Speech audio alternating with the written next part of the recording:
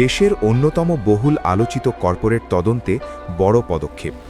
রিলায়েন্স গোষ্ঠীর চেয়ারম্যান অনিল আম্বানির মুম্বাইয়ের বিলাসবহুল ১৭ তলা আবাস আবোর্ড অ্যাটাচ করল এনফোর্সমেন্ট ডিরেক্টরেট বা ইডি।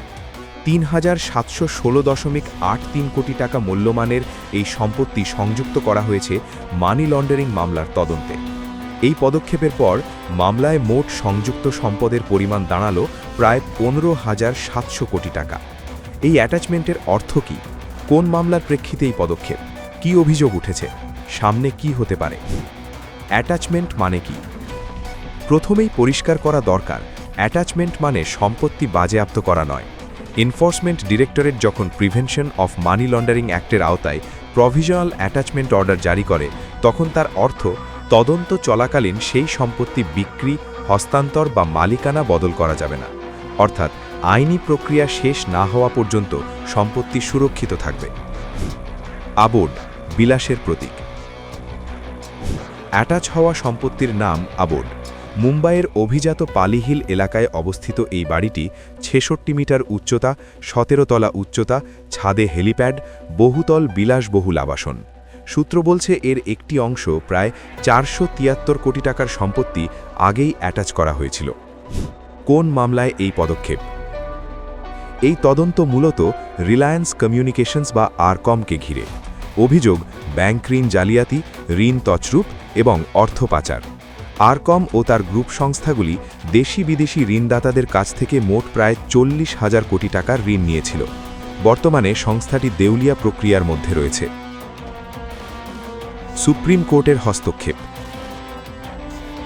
তদন্তে বিলম্ব নিয়ে উদ্বেগ প্রকাশ করে সুপ্রিম কোর্ট অফ ইন্ডিয়া। আদালতের নির্দেশে একটি বিশেষ তদন্তকারী দল গঠন করা হয়। এরপরই তদন্তে গতি বাড়ে। অনিল আম্বানি ইতিমধ্যেই একবার হাজিরা দিয়েছেন। ২৬ ফেব্রুয়ারি তার দ্বিতীয় দফা জিজ্ঞাসাবাদ নির্ধারিত ছিল।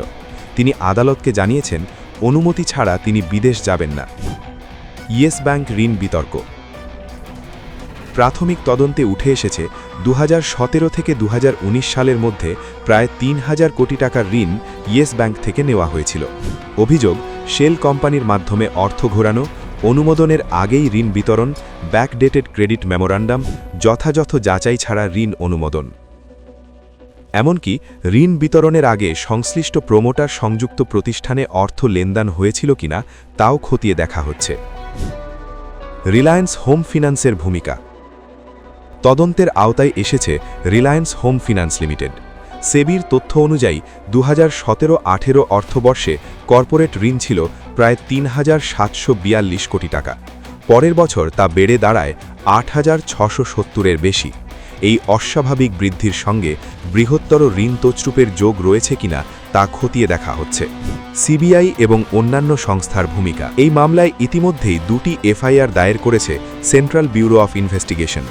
অভিযোগ প্রতারণা, ঘুষ, জনগণের তহবিল সরানো। এছাড়া ইনপুট দিয়েছে National Housing Bank, SEBI, National Financial Reporting Authority, Bank of Baroda. এসবিআইয়ের fraud tag. State Bank of India RCom এবং অনিল আম্বানিকে আরবিআই গাইডলাইন অনুযায়ী ফ্রড হিসেবে চিহ্নিত করেছে। এসবিআইয়ের এক্সপোজার ২,২২৭ কোটি টাকার ফান্ড ভিত্তিক ঋণ, ৭৮৬ কোটি টাকার ব্যাংক গ্যারান্টি। ব্যক্তিগত দেউলিয়া প্রক্রিয়াও শুরু হয়েছে ইনসলভেন্সি অ্যান্ড ব্যাংক্রাপসি কোডের অন্তর্গত। আন্তর্জাতিক প্রেক্ষাপট। ২০২০ সালে ব্রিটেনের আদালতে নিজেকে দেউলিয়া ঘোষণা করেছিলেন অনিল আম্বানি। একটি চীনা ব্যাংকের ৫,০০০ কোটি টাকার ঋণ না মেটানো নিয়ে মামলা হয়েছিল। সেই সময় তিনি জানান তার কোনো ব্যক্তিগত সম্পত্তি নেই। পারিবারিক ও কর্পোরেট মাত্রা। অনিলের স্ত্রী টিনা আম্বানিকেও জিজ্ঞাসাবাদের জন্য ডাকা হয়েছিল। নিউ ইয়র্কে বিলাসবহুল বাড়ি কেনা নিয়ে প্রশ্ন উঠেছে। এদিকে তার দুই পুত্র জয় অনমোল ও জয় অনশুল সম্প্রতি ভুটানে সৌর প্রকল্পে বরাত পাওয়ার মাধ্যমে সংস্থার পুনরুজ্জীবনের ইঙ্গিত দিয়েছেন। জার্মান সংস্থা রাইনমেটাল এজির সঙ্গেও চুক্তি হয়েছে বলে জানা যায়। গ্রুপ কোম্পানির প্রতিক্রিয়া। রিলায়েন্স পাওয়ার এবং রিলায়েন্স ইনফ্রাস্ট্রাকচার স্পষ্ট জানিয়েছে তাদের আরকম বা রিলায়েন্স হোম ফিন্যান্সের সঙ্গে কোনো আর্থিক যোগ নেই। অনিল আম্বানি এই সংস্থাগুলির বোর্ডেও নেই। তদন্ত যত এগোবে আর্থিক লেনদেনের স্তরগুলি আরও স্পষ্ট হবে, আদালতের শুনানি গুরুত্বপূর্ণ হয়ে উঠবে। সংযুক্ত সম্পত্তি চূড়ান্ত বাজেয়াপ্ত হবে কিনা তা নির্ভর করবে আইনি প্রক্রিয়ার ওপর। আবোর্ড সংযুক্তির মাধ্যমে ভারতের অন্যতম আলোচিত কর্পোরেট তদন্তে নতুন অধ্যায় শুরু হল। ৩,৭১৬ কোটির বিলাসবহুল বাড়ি এখন আইনি প্রক্রিয়ার অধীনে। মোট সংযুক্ত সম্পদের অঙ্ক ১৫,৭০০ কোটি টাকা।